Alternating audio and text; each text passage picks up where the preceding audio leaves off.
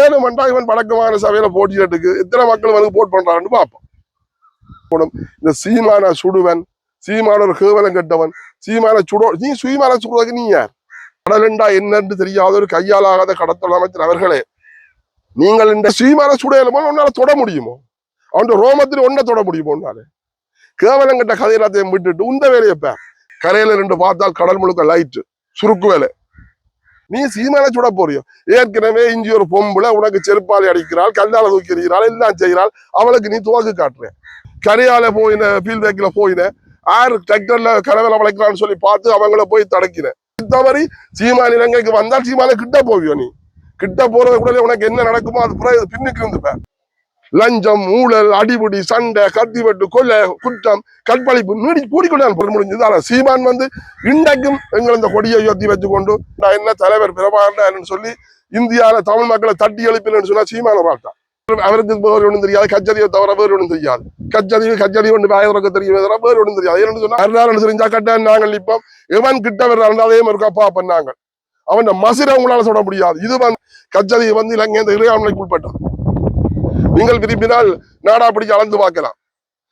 ஆனா சீமான் சொல்லித்தான் எங்களுக்கு தெரியும். சீமான் தான் எங்களை தட்டி எழுப்பினவர். இந்த நோக்கத்துல இவர் வந்து எங்களை அரசாங்கத்தை கைக்கூலியாகத்தான் அங்க போயிருக்கலாம். ஆனா நீ சீமான் மயிர கூடைய தொட முடியாது. வடமாகாண சபைக்கு முதலமைச்சராக வரணும் என்று சொன்னால் அதுக்கு ஒரு தகுதி வேணும். வருவாரு வேற கடைசி மட்டும் வரமாட்டான். இனிமேல் எந்த மக்களும் போட் பண்ண போகுது. அது சாவச்சேரி இளஞ்செளி என்ற மயிர் எங்க கிடக்குது, இவன் மயிர் கிடக்குது. இளஞ்செளி இரண்டா என்ன மனுஷன், இப்படிப்பட்ட மனுஷன் இன்றைக்கு அவன் எங்க இவன் எங்க? இவன் எங்க இந்த ஏணி வச்சுட்டாலும் இளஞ்செளியை எட்ட முடியாது. அப்படியா கோத்தர் இவன் காய்ச்சல்.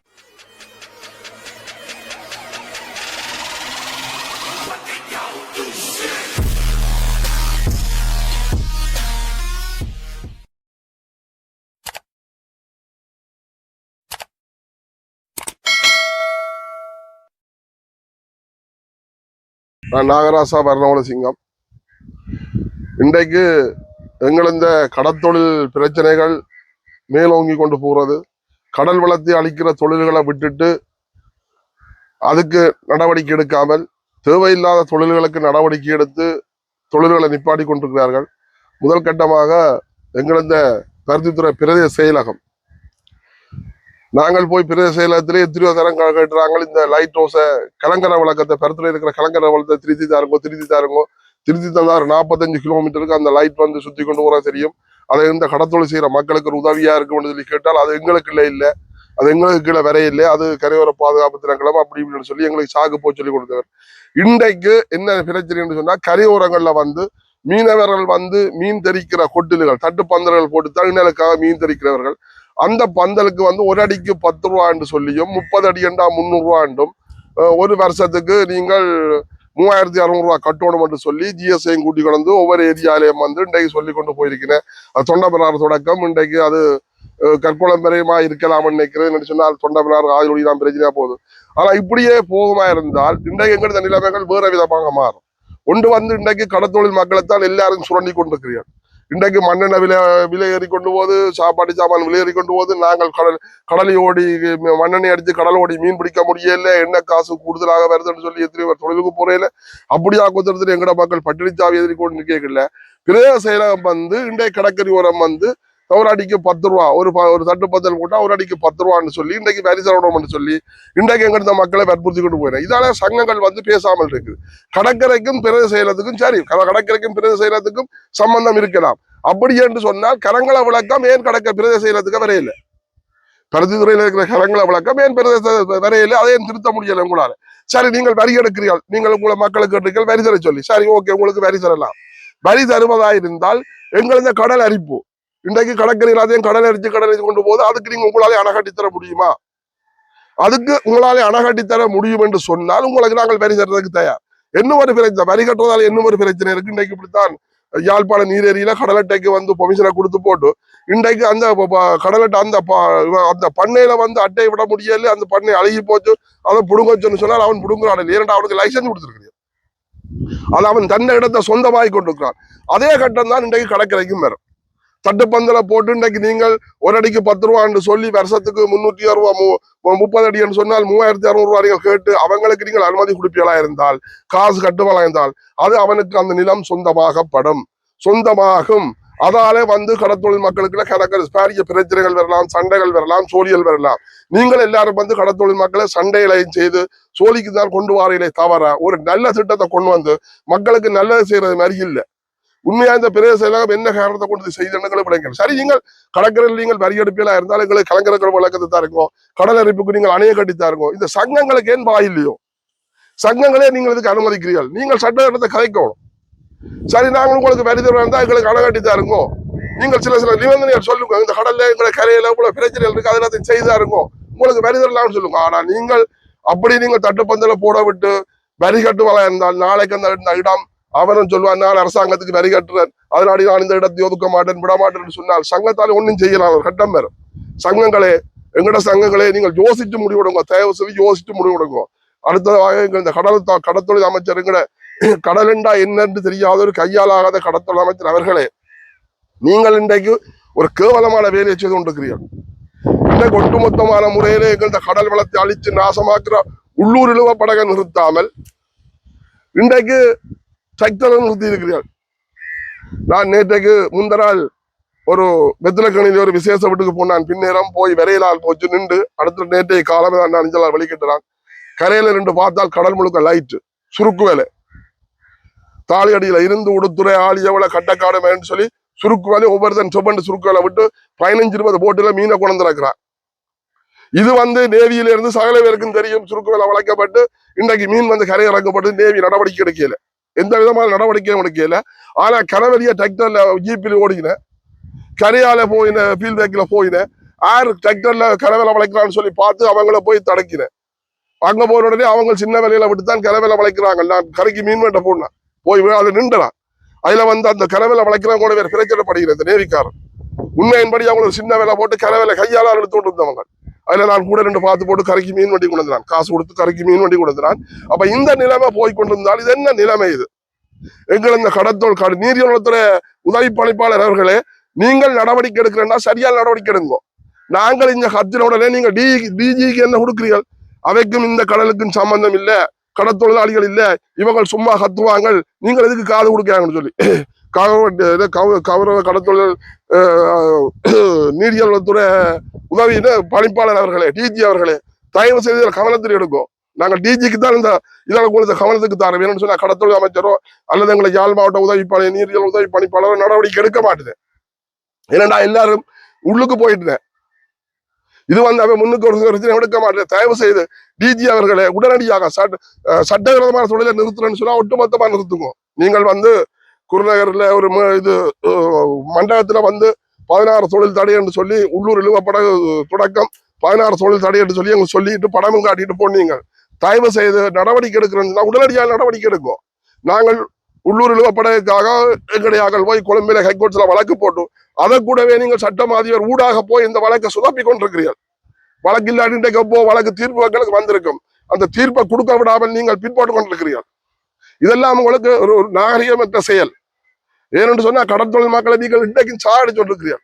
இப்ப இன்றைக்கு இந்தியாவில பாருங்க, கடல் வளம் முற்றாக அழிக்கப்பட்டு விட்டேன்னு சொல்லி செயற்கையான முறையில பவளப்பாறைகளை செய்து கடல்ல கொண்டே தள்ளுறார்கள். ஏனென்றால் மீன் உற்பத்தி ஆகிறதுக்கு இடம் இல்லை, மீன் உற்பத்தி இல்லாமல் போயிட்டது என்று சொல்லி இன்றைக்கு செயற்கையான முறையில பவளப்பாறைகளை செய்து கடல்ல தள்ளுறார்கள். ஆனா நீங்கள் இந்த எங்களது கடல் வளத்தை அழிக்கிற உள்ளூர் இழுவப்படவுக்கு நீங்கள் ஆதரவாக இருக்கிறீர்கள். என்ன காரணத்துக்கு நீங்கள் 100க்கு 100 எங்கட கடல் வளத்தை அழிக்கிற உள்ளூர் இழுவப்படை நிறுத்த முடியல, நீங்களே டிராக்டரை நிறுத்துறீர்கள். டிராக்டர் வந்து 30% தான் பாதிப்பு இருக்கிற அவங்களுக்கு, இது 100க்கு 100 பாதிப்பு உள்ளூர் இழுவப்படகு. அந்த உள்ளூர் இழுவப்படை விட்டுட்டு மற்ற தொழிலை நிறுத்துறேன்னு சொன்னால் என்ன நியாயம்? அப்ப நீங்கள் உங்களுக்கு லஞ்சம் பாயுது. நீங்கள் லஞ்சங்களை வேண்டிக் கொண்டோ எந்த தொழிலை செய்யணும் எந்த தொழில் செய்யக்கூடாதுன்னு சொல்லி நீங்கள் சரி இதுகளை செய்து கொண்டிருக்கிறீர்கள். தயவு செய்து டிஜி அவர்களே, நீங்கள் தயவு செய்து இதுக்குரிய நடவடிக்கை எடுக்கும். இன்றைக்கு வெளி மாவட்டத்தில இருந்து கடலட்ட தொழில் செய்கிறார்கள் குடாரப்பு சைட்ல. நீங்கள் கொடுக்கப்பட்டது 300 சொச்ச போட்டுக்கு தான் பாஸ் அனுமதி கொடுக்கப்பட்டிருக்கு. ஆனா ஆயிரக்கணக்கில் போட்டு தொழில் செய்யுது. இதுக்காக நடவடிக்கை எடுக்கிறது இல்ல. இதெல்லாம் கூட கண்ணுக்கு தெரியலையோ அல்லது நேவிக்கு தெரியலையோ, இன்றைக்கு குலை கொண்டு தள்ளி போட்டு கடமை பிடிச்சுட்டு தான் மாறாங்க. நான் அங்க அந்த இடத்துல கரையில நிக்கிறேன், கனவா கொண்டு இறக்குறான் போட்டுல, குடையில கொண்டே கனவா பிடிச்சிட்டு வராங்க. இது எல்லாம் உங்களுக்கு கண்ணுக்கு தெரியல, ஒன்றும் தெரியல. உங்களுக்கு காசு தராமல் உங்களை பே காட்டுறாங்கன்னு சொல்லி டிராக்டர்காரன் மறிக்கிறீர்கள். கனவுல டிராக்டர்காரன் தான் நீங்கள் மறிக்கிறீர்கள். உண்மையின்படி சரியான ஒரு தோஷமுள்ள சரியான கடற்தொழில் அமைச்சர் கடல் வளம் அழியுது, இதாலதான் கடல் வளம் அழியுதுன்னு சொல்லி ஏன் என்ன காரணத்துக்கு உங்களை நிப்பாட்ட முடியல? என்ன காரணத்துக்கு வரும் 100க்கு 100 கடல் வளத்தை அழிக்கிற தொழிலே உங்களால நிப்பாட்ட முடியல, நிறுத்த முடியல. கற்புடி நிறுத்துறவங்க தானே 2002ஆம் ஆண்டு 22ஆம் ஆண்டு 2022ஆம் ஆண்டு கற்புடியில் நிறுத்தப்பட்டது. அதே நீங்க உங்களால நிறுத்த முடியல. அப்ப நீங்கள் உள்ளுக்குள்ளால நீங்கள் லஞ்சங்களை வேண்டிக் கொண்டு நீங்கள் இப்பவும் தொழிலுக்கு அனுமதி வளர்க்கிறீர்கள். ஆனா டிஜி என்றாலும் சரிதான், கௌரவ ஜனாதிபதி அவர்களாலும் சரிதான், நீங்கள் பார்த்துட்டான் உங்களுக்கு கண்ணில்லாட்டியும் காதாலும் கேட்கலாம். இதுல இப்படியான பிரச்சனை இந்த போய்கொண்டு சொல்லி காதாலும் கேட்கலாம், காதால கேட்டதுக்கு நடவடிக்கை எடுக்கலாம். சட்டம் என்றால் நீங்கள் சட்டத்தை ஒழுங்கா செய்யுங்க. தடை செய்யப்பட்டுள்ளா அத்தனையும் தடை செய்யத்தான் வேணும். நீங்கள் ஒன்றை விட்டுட்டு ஒன்று தடை செய்ய இயலாது. அது எந்த விதத்துல நியாயம்? நீங்கள் எப்படி போய்கொண்டிருக்கிறீர்கள்? கடற்தொழில் அமைச்சர் இருக்கிறார் இல்லையோன்னு சொல்லி எங்களுக்கு தெரியல, எங்களுக்கு ஒன்று தவறும் தெரியல, கடற்தொழில் அமைச்சர் காணையில.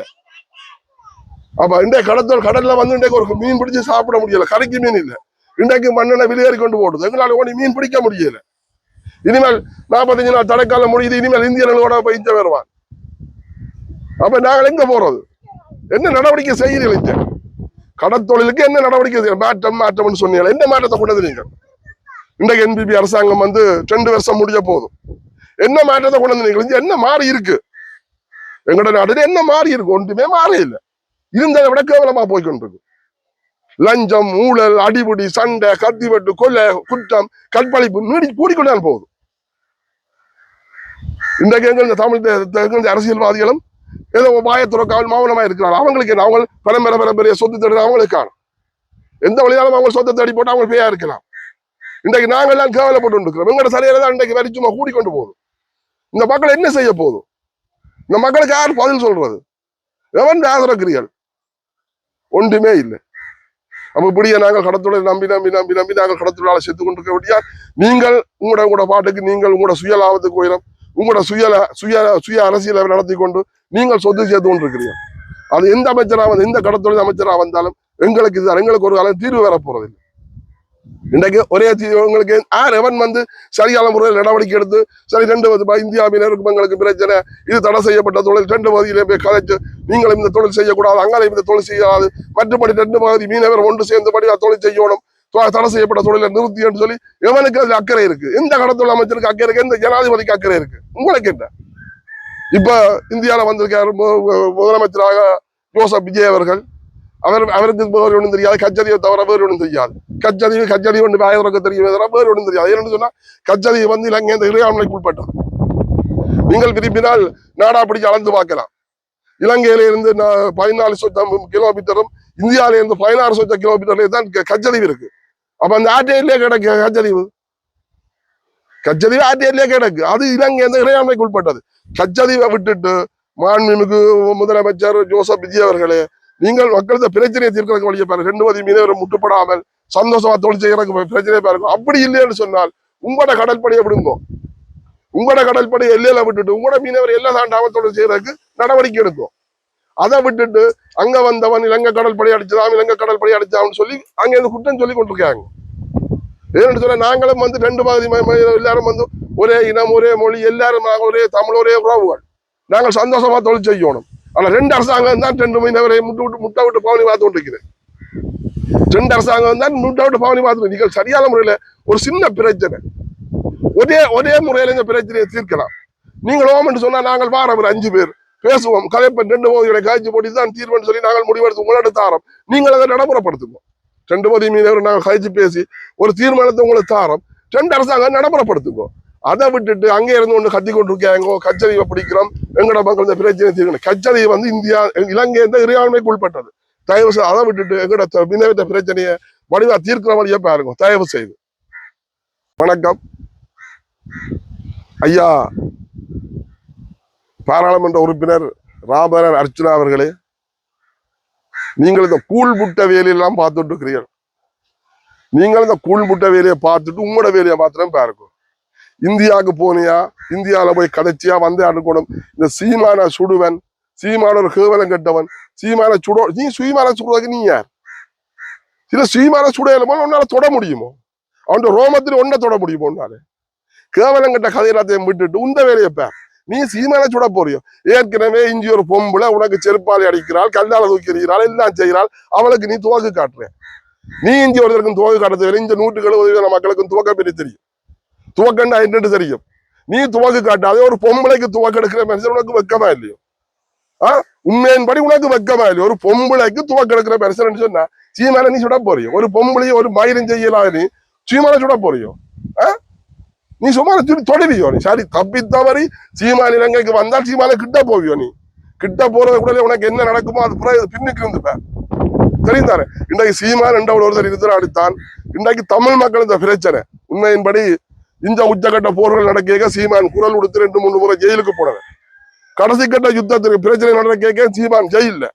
ஆனால் இன்றைக்கு தமிழ் மக்கள் இந்த பிரச்சனை விடுதலை புலிகளா என்ன, தலைவர் பிரபாகரன் சொல்லி இந்தியாவில தமிழ் மக்களை தட்டி எழுப்பினு சொன்னா சீமான வாழ்த்தான். மூல முடக்கல. இன்றைக்கு அன்னைக்கு ஒரு பெரியன் சொல்றான் தங்களுக்கு இயக்கம் என்ன தெரியாது, பிரபாகரன் என்ன தெரியாது. ஆனா சீமான சொல்லித்தான் எங்களுக்கு தெரியும். சீமான தான் எங்களை தட்டி எழுப்பினவர். ஈழத்துல இப்படி நடந்தது, கொலை செய்யப்பட்டது, கொத்து கொத்தா கொலை செய்யப்பட்டது, கற்பழிக்கப்பட்டது, மக்கள் காணாமலாக்கப்பட்டதுன்னு சொல்லி இன்றைக்கு சீமான் தான் இன்றைக்கு மக்கள் மத்தியில உலக தமிழ் மக்களை எல்லாருக்கும் வெளியில உணர்ந்தவர். எல்லாரும் எங்களுடைய அரசியல்வாதிலாம் பாயை பத்தி கொண்டு வந்தது, பாயையும் சூத்தையும் பத்தி கொண்டு வந்தது. எங்களுடைய ஆக்கள் எல்லாரும் பத்தி கொண்டு வந்தது. ஆனால் மகேஸ்வரன் என்ற எம்பி, பாராளுமன்ற மகேஸ்வரன் என்ற எம்பி ஒரு ஆள் ராஜபக்ச ஜனாதிபதியாக இருக்கேக்கில்ல தமிழனுக்காக முதல் குரல் கொடுத்தேன்னு சொன்னால் அது மகேஸ்வரனா தான் இருக்கலாம். ஏனென்று சொன்னால் அன்றைக்கு அந்த பாராளுமன்றத்தில் பேசுறாரு மகேஸ்வரன். பேசுறது தமிழ் மக்களை இவ்வளவு கேவலப்படுத்துகள். யாழ்ப்பாணத்துல 5000க்கும் 10,000க்கும் 5 லட்சத்துக்கும் 50,000க்கும் இன்றைக்கு மக்களை கொலை செய்றீர்கள். உங்களது ஆதரவாளருக்காக நீங்கள் எங்கட மக்களை கொலை செய்றீர்கள், கைது செய்றீர்கள், காணாமல் ஆக்கினீர்கள். இது என்ன காரணத்துக்கு, என்னத்துக்கு நடக்குது, யார் சட்டிக்கு உண்மை? அந்த வசனத்தை இன்றைக்கு பாராளுமன்றத்தில் உரைக்க கழிச்சு சொன்னால் மகேசன் ஒரு ஆள் தான். அந்த நேரத்திலே எல்லா அரசியல்வாதியும் ஓடி ஒழிச்சவனும் இங்கே ஒரு தரம் இல்லை. மக்களுக்காக குரல் கொடுக்கவே இல்லை. தமிழ் தேசியம் என்று சொன்னால் அதை கலைக்கிற வாய் துறக்கிறக்கு இந்திய ஆக்கள் எல்லாம் இருந்தவங்க. அந்த நேரம் மகேஸ்வரன் ஒரு ஆள் தான் வாய் துறந்தது இக்கட்டான சூழ்நிலையில. அதே மாதிரி தான் சீமான். ஆனா பாராளுமன்றத்தில் பேசி மகேஸ்வரன் முடிஞ்சது. ஆனா சீமான் இன்றைக்கும் எங்கள் இந்த கொடியை உயர்த்தி வச்சுக்கொண்டு இன்றைக்கு தமிழ் தேசியம் தலைவற்ற பாதையில எங்கட பாதை எங்கட பணி என்று சொல்லி இன்றைக்கு கத்தி கொண்டிருக்கிற சீமான ஒரு ஆள் தான். நீ போய் சீமான சுட போறியோ? கேவலம் எங்கிட்ட பயில முதல் உண்ட வேலையை பார். எங்களுக்கு சாவகச்சேரி அன்பான மக்களுக்கு தான் இது போய் சேரணும். ஏனென்று சொன்னால் சாவகச்சேரி எங்க இந்த உறவுகள்லாம் உங்களை கொண்டு வந்தது. இனிமே தானே நீங்கள் யாரை கொண்டு வரப்பட்டு யோசித்து முடிவெடுங்கோ. இந்த கூழ்புட்டியரையும் ஒன்றுக்கு உதவாதவனையும் ரோடு வழியை நேமாரி கத்துறவனையும் பாராளுமன்றத்துக்கு அனுப்பினா இதுதான் எங்கிட்ட நிலைமைகள்.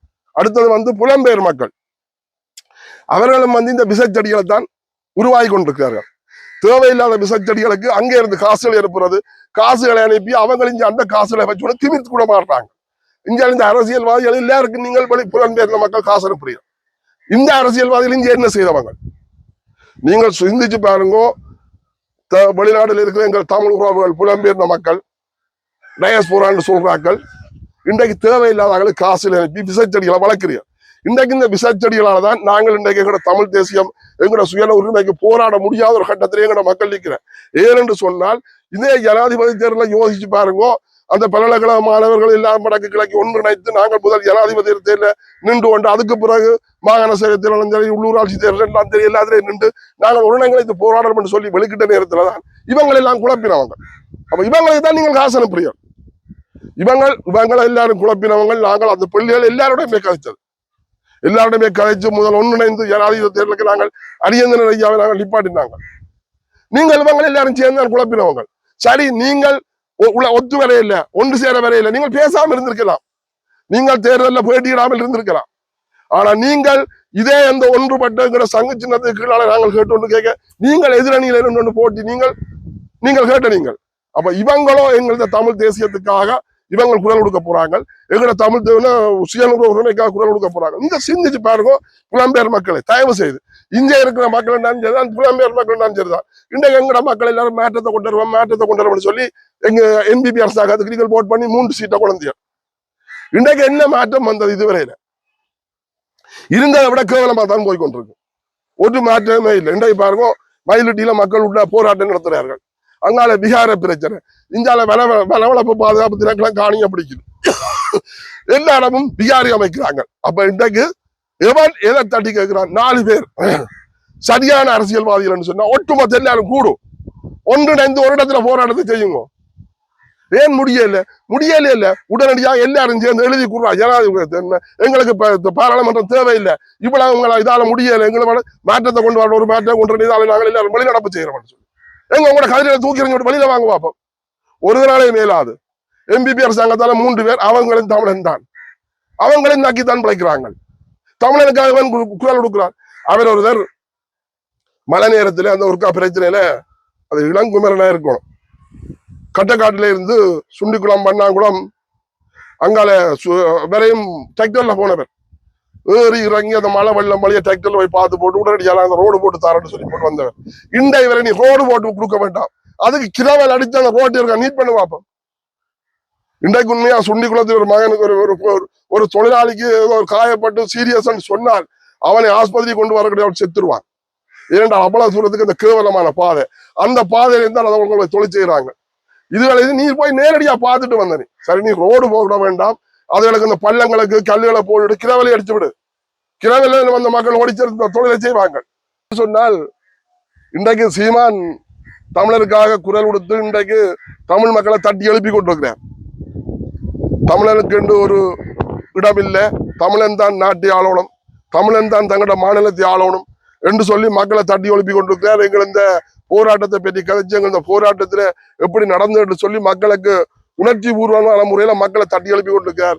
சீமான் வளர்ந்து ஒரு நேரத்துல முதலமைச்சராக வருவாராக இருந்தால் அது தமிழ்நாட்டை பாதிக்குமோ பாதிக்காதோ அது எங்களுக்கு தெரியாது, ஆனால் இலங்கையை பாதிக்கும், கட்டாயமா பாதிக்கும்.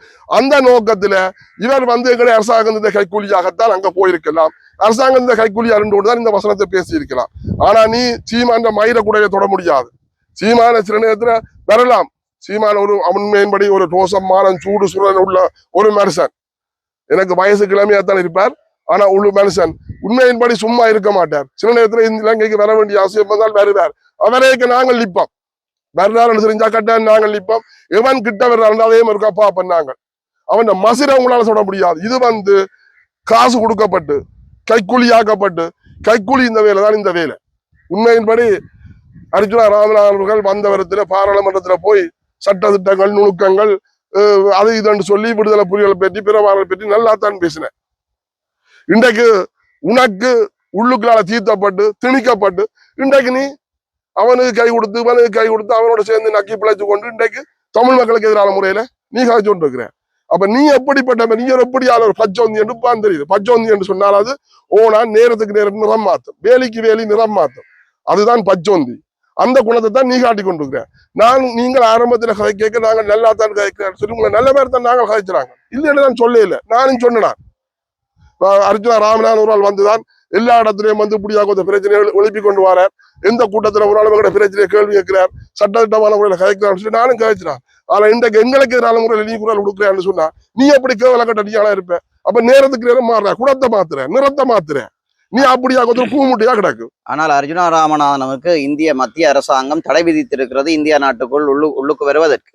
இது சம்பந்தமாக இல்ல, ஒரு இந்தியா அந்த குடிமகன், அதுவும் ஒரு தமிழன், இந்தியா அந்த குடிமகனை நீ ஒரு பார்த்து துப்பாக்கி உணர்ந்தா சுட்டிருப்பேன் 7 மணி 5 வாடா உன்னை சுடுவேன் என்று சொன்னால் கட்டாயம் அது இந்தியாவை செய்யத்தான் வேணும், கட்டாயமாக. ஏனென்று சொன்னால் இவர் செய்தாரோ செய்யலையோ அது ஒரு வேற பிரச்சனை. இவர் இந்தியாவுக்கு போகலாம், தடை விதிக்காட்டி இந்தியாவுக்கு போகலாம், போய்க்கல இவரை சாட்டி வேற அதில் ஒரு பிரச்சனையை வளர்த்து விட்டாருன்னு சொன்னால் பிரச்சனையார் சீமானுக்கு ஒரு பிரச்சனை வருமாறு தான் இவர்கிட்ட தான் அந்த பிரச்சனை வரும். இவர் அங்க கேட்க சொல்லுவாங்களா அர்ஜுனா தான் சுட்டு போட்டான், இல்ல அர்ஜுனா செய்து போட்டான் என்ற ஒரு கேள்வியும் ஒன்று வரும் அங்க. அப்ப இதாலே அது இந்திய அரசாங்கம் தடை செய்தது நல்லது. இப்படி ஆக்கத்த விசா கிருமிகளை இனிமேல பெங்களுக்கு ஒரு இடம் பலிக்கிடாதபடி எங்க பெறப்படாமல் தடுக்கிறது அது நல்லது. ஏனென்று சொன்னால் இவர் அரசியல் பயணமாக போயிருந்தால் வேலைக்கு அறிவித்தலை கொடுத்து தமிழ்நாட்டு கௌரவ முதலமைச்சர் ஜோசப் விஜய் அவர்களுக்கு உடனே ஒரு முன் அறிவித்தலை கொடுத்து தான் நித்யாந்தி வித்ராமாறன் சந்திக்கணும், இது சம்பந்தமா கலைக்கணும் என்று சொல்லி இவர் ஒரு முன் அறிவித்தலை கொடுத்து போயிருக்கலாம். அது அரசியல் சம்பந்தப்பட்ட இருக்கலாம்.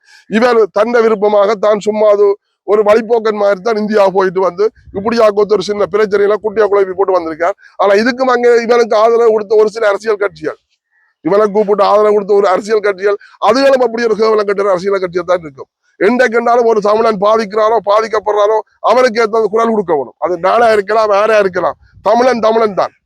தமிழனுக்காக இவன் எதிர்த்து நிற்கிறான், இவன் தமிழனுக்காக இவ்வளவு பிரச்சனை விளக்குறான்னு சொன்னாலும் அவனுக்கு எதிரான முறையில் நாங்கள் செய்யணும். செய்து காட்டுறாதான் நாளைக்கு மற்றவனுக்கு துணிஞ்சு செய்ய மாட்டான். அப்ப அவனுக்கு 2 பேர் ஆறுதல், 2 கைக்கூலிகள், இப்படி இருக்க அவங்களுக்கு என்ன முசார் வரும். அப்ப நாங்கள் எவரெண்டாவது அவன் எங்கட தமிழன் நல்லவன கிட்டவன அது வேற பிரச்சனை. தமிழனுக்கு ஒரு பிரச்சனையா வந்தா எல்லாரும் ஒன்றாடிக்கணும். அதுதான் உண்மையின்படி எங்களுக்கு உள்ள ஒரு மானம், தோஷம், கௌரவம் அதுகளை வச்சு கொண்டா நாங்கள் அதை எல்லாத்தையும் விட்டுட்டு அவனுக்கு 4 பேர் இவனுக்கு 4 பேர் இந்த நக்கி பிழைக்கிற வேலையால் நாங்கள் இன்றைக்கு இந்த நாள் அங்கே இருந்து விஜய் அவர்கள் அர்ச்சனா அவர்களுக்கு போட் பண்ண சொல்லி எங்களோட தமிழ் மக்கள் எல்லாம் உடனடியாக இவருக்கு போட் பண்ணி போடுவாங்க. அப்ப எங்களை தமிழ்நாட்டை எங்களது வடக்கு கிழக்க வித்து போட்டு தான் இன்னும் 4 பேரை கொண்டு சிரியலாம். இரண்டாவது அதுக்கு தான் நீங்கள் ஆசைப்படுறீர்கள்.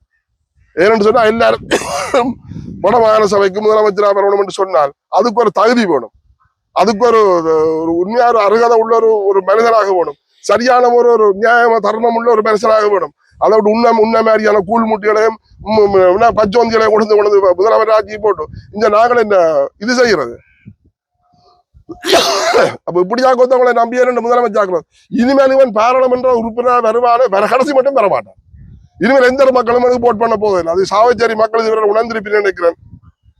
நாங்கள் சொல்வது சாவச்சேரி மக்களுக்கு தான் நான் சொல்றேன். தான் சொல்றது தப்பா இருந்தா எங்களை மன்னிச்சு கொள்ளுங்க. தப்பித்தவரை இவனை நீங்கள் திருப்பியும் நீங்கள் கொண்டு வருவீங்களா இருந்தால் நாங்கள் இதை விட கேவலப்பட வேண்டி வரும். இன்றைக்கு பாருங்க, ஒவ்வொரு அரசியல்வாதிகளும் முதல் ஒரு மாதிரி கழிச்சவன் இன்றைக்கு ஒவ்வொரு அரசியல்வாதிகளும் வேற விதமா கழிச்சுருந்தான். அவன் அன்றைக்கு அவன் சொன்னது சரி, இன்றைக்கு இவன் சொன்னது சரி, அன்றைக்கு இவன் சொன்னது சரி. ஆனா இன்றைக்கும் ஒரே கோல், ஒரே குறிக்கோள், ஒரே நிலப்பாட்டில இருக்கணும். ஒரு மனுஷன் என்று சொன்னால் அதுதான் நிலப்பாடு. அதே நிலப்பாட்டில தளராமல் இருக்கிறவன் தான் அவன் ஒரு அரசியல்வாதியா இருப்பான். இது அங்கால காசுக்கு நக்காம்பாடி, இந்தாலையும் காசுக்கு நக்காம்பாடி, அவன்கிட்டையும் இவன்கிட்டையும் என்றால் அவனுக்கு பல குணம் தான் வரும். ஒரு குணம் வரும். அது என்ன பல பேர்கிட்டையும் காசு வேண்டாம். அவனுக்கு இப்ப என்ன என்னட்ட காசு வேணா நான் சொல்றதான் கேட்கணும், அவன்கிட்ட காசு வேணா அவன் சொல்றதான் கேட்கணும். அப்ப அவங்களுக்கு தான் குரல் கொடுப்பாங்களே தவிர எங்கட மக்களுக்காக அவனும் குரல் கொடுக்க மாட்டான். இன்றைக்கு எங்களுக்கு மக்களுக்கு யார் கொடுத்திருக்கிறான்? எங்கள் இந்த தமிழ் தேசியத்துக்காக எவன் குரல் கொடுத்திருக்கிறான்? இன்றைக்கு எல்லாரும் ஒட்டுமொத்தமா எல்லாரும் தமிழ் தேசியத்துக்கு குரல் கொடுத்திருந்தா நாங்கள் இந்த நிலையில இருக்க தேவையில்லை. இன்றைக்கு எங்கட நிலம் பறிபோக தேவையில்லை. இன்றைக்கு விகாரிகள் அமைக்கப்பட தேவையில்லை. இன்றைக்கு இந்த புதிய அரசாங்கம் வந்து 2 வருஷம் முடிய போதும். என்ன செய்தது? இன்றைக்கு எங்கட மக்கள் போராட தேவையில்லை. இந்த காணாமலாக்கப்பட்ட இந்த மக்கள் இந்த பிரச்சனை வெளியில வர இல்லை, ஒன்றுமே இல்லை. என்ன நடக்குது? தோண்ட புதவெளி வழி வந்து எலும்பு கூடுதான் வந்துட்டு இருக்கு. என்ன நடவடிக்கை? ஒன்றுமே இல்லை. அவன் செய்யறதுதான் செய்து போறாங்க, நாங்கள் கத்துறதான் கத்தி கொண்டு இருக்கிறோம். நீ யார் எங்களுக்கு சொல்ற அவன் தன்னை வாழ செய்து கொண்டு போறான். ஆனா இன்றைக்கு இவங்க எல்லாரும் ஒன்று சேர்ந்து இவ்வளவு பிரச்சனையும் தீர்க்கப்படணும், இந்த நிலங்கள் விடப்படணும் என்று சொல்லி எல்லாரும் ஒன்று சேர்ந்து எழுதி கொடுத்துட்டு அவன் பாராளுமன்றத்தோட வெளியில வந்து ஒரு தரம் பேசாம இருப்பாக இருந்தால் ஏதாவது ஒரு மாற்றத்தை நாங்கள் காணலாம். இவங்கள் நக்கி பிழைக்கிறது, அங்கே அரசாங்கத்தோட நிற்கிறது, அவங்களோட சேர்ந்து சாப்பிடுறது, அவங்கள்ட்ட வேண்டி போட்டு நாங்கள் வெளியில போய் இதைத்தான் கதைப்போம், நீங்கள் காதலி எடுக்காங்க. நாங்கள் எப்படியும் கதைப்போம், ஆனா உங்களுக்கு சார்பாக தான் வேலை செய்வோம். நாங்கள் கதைக்கிறது நீங்கள் காதலி எடுக்காங்கன்னு சொல்லி அவங்க சொல்லுவாங்க. சொல்லி போட்டு வரவாங்க, சொல்லி போட்டு வரக்கூடிய ஆக்கள். அதனால தான் அவங்களை போல திரிகிறாங்க, மனுஷர் மாதிரி திரிகிறாங்க. ஆனா அவங்களை தான் புலம்பெயர் மக்களும் அங்க கூப்பிடுகிறேன். விளையாடு வழியை கூப்பிட்டு அவைக்கு ஒரு கௌரவம் அவைய வச்சுன்னு அழகாத இவளை கிழித்தாங்க அங்க கூப்பிடு. பொறுத்தவரையில ஒட்டுமொத்தமான தமிழ் மக்கள் வடக்கு கிழக்கில் இருக்கிற மக்களா இருக்கலாம் எல்லாரும் ஒன்று சேர்ந்து ஒரு குடையின் கீழ் நின்று ஒரு கொடியின் கீழ் நின்று வடக்கமான செய்திகளை இறங்கினால் அதை நாங்கள் பரிசீலனை செய்யலாம். இவன் எல்லாரும் ஒன்று சேர்ந்திருக்கிறாங்க, அப்ப நாங்கள் ஒன்று சேர்ந்து ஒருமிக்க ஒரே குரல் நின்று ஒரே குடையின் கீழ் நின்று எங்களது போராட்டங்கள் தமிழ் தேசியத்துக்காக நிக்க போறாங்கன்னு தெரிஞ்சால் அப்படியா ஒருத்தர் இடத்துக்கு நாங்கள் போட் பண்றதை பற்றி யோசிக்கலாம். மற்றபடி இவன் தனியன் கேட்கிறான்னு சொன்னால் அது எந்த இவனுக்கும் வந்து நாங்கள் போட் போடுறதுக்கு இல்லை, இவனை நாங்கள் ஆதரிக்க போறதும் இல்லை. அர்ச்சனா ராமநாதன் அவர் கூறி வருகிறார், இளஞ்செழியன் அவர்களுக்கு தான் எதிராக போட்டியிடுவேன் சொல்லி. இளஞ்செழி என்ற மயிரம் கிடக்குது, இவன் மயிர் கிடக்குது. இளஞ்செழியன் என்ற என்ன மனுஷன், இப்படிப்பட்ட மனுஷன் இன்றைக்கு ஒரு நேரத்துல துணிஞ்சு நின்று அந்த ஸ்பொட்டில போய் அந்தந்த வேலையை செய்த ஒரு மனுஷனை போய் இவன் அந்த மனுஷனை போய் தன்னோட மதிப்பிடுறானே. அவன் எங்க இவன் எங்க இந்த அணி வச்சிட்டாலும் இளஞ்செழியனை எட்ட முடியாது. அப்படியா கோத்தர் இவன் காய்ச்சொன்னிருக்கான். ஏழுமண்டா இவன் வடக்கமான சபையில போட்டியிட்டு எத்தனை மக்கள் இவனுக்கு போட் பண்றான்னு பார்ப்போம். ஒரு காலம் இது சாத்தியக்கூறு இல்லை. தயவு செய்து இந்த அங்கே அவனை சுடுவேன் என்ற கதையை விட்டுட்டு அர்ச்சனா அவர்களே பொம்பளைக்கே ஒண்ணும் செய்ய முடியாது, பொம்பளைக்கே துவக்கத்துக்கு காட்டுது, இந்த துவக்கத்துக்கு ஆட்டி காட்டுறேன். சுடு வேணாடி சுடு வேணாடி சுடு, அவன் சுட்டுருக்கலாமே நீ. சீமான் வந்தா சுடு வேணாடி, சீமான் உனக்கு என்ன செய்தவன்? உனக்கு செருப்பால் எரிஞ்சு கல்லால் அடிச்சு நாங்கள் தளத்துல போதும் எறிகிறாள், நீ தூக்கி ஆட்டுறியா சுடு வேணாடி சுடு வேணாடி. என்ன சுடுப்பேன்? காத்து சுட்டுக்கலாம், பக்கத்துல காத்து தண்ணி சுட்டுக்கலாம். பேச்சாவானே துவக்கட்டா எல்லா மக்களுக்கும் தெரியும். இஞ்ச துவக்கண்டா என்னதோ அந்த துவக்கை எப்படி செயல்படுத்த இஞ்ச 175 விதமான மக்களுக்கும் துவக்க பெற்று தெரியும். நீ துவக்கி ஆட்டி காட்டுற எங்கட மக்களுக்கு உதக்கொண்டு அங்கே வேற எங்கேயும் வச்சு விட்டு உண்ட வேலை எங்க வேலை இருந்தா சுரிஞ்ச வேலையை பார்த்து கொண்டு சரி, நல்ல வேலையை செய், நல்லதை செய், நல்ல மாதிரி என்னடா கேவலம் கட்ட வேலையை செய்ய, அவனை சுடுவேன் இவனை சுடுவேன். நீ அங்கே சுடலங்க வேறு யாரு? சீமான சுட போறியா? சீமான கதை கதைக்கிறதுக்கே உனக்கு நாக்களையை போடுமா லூசு பயில. அதை விட்டுட்டு பேசாமல் அமைதியாயிரு, உண்ட வேலையை பார்த்து கொண்டு. நன்றி.